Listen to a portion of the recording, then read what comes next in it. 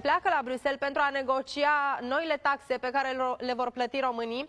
O să vedem care vor fi discuțiile și rezultatele pe care premierul le va avea atât cu președinta Comisiei Europene, Ursula von der Leyen, dar și cu președinta Parlamentului European, Roberta Metsola. Sunt taxe care trebuie anunțate de altfel până pe 4 iunie. Ce se întâmplă pe de o parte cu pensiile, ce se întâmplă cu salariile?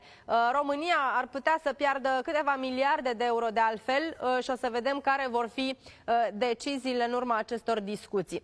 Colega mea, Cătălina Mănoiu, este alături de noi cu mai multe informații. Cătălina, bun găsit, ce știi?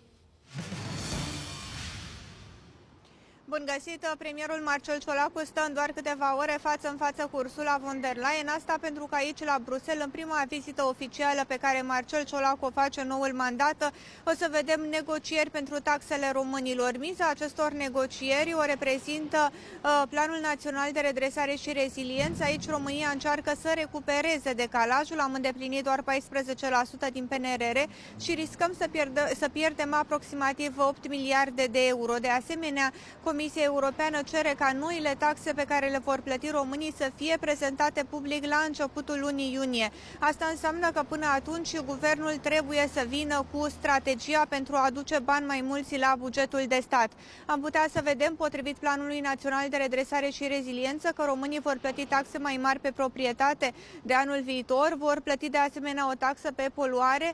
Comisia Europeană cere să fie egalizată cota de TVA și aici trebuie să fie luată o decizie cu privire la acele produse, bunuri care au TVA redus. În momentul de față vorbim despre alimente, despre medicamente și de asemenea și despre produse educative și o discuție va fi de asemenea și pentru impozitarea veniturilor de capital sau taxe mai mari pentru tranzacții. Până în momentul de față, oficialii de la București au spus că nu vor crește TVA-ul.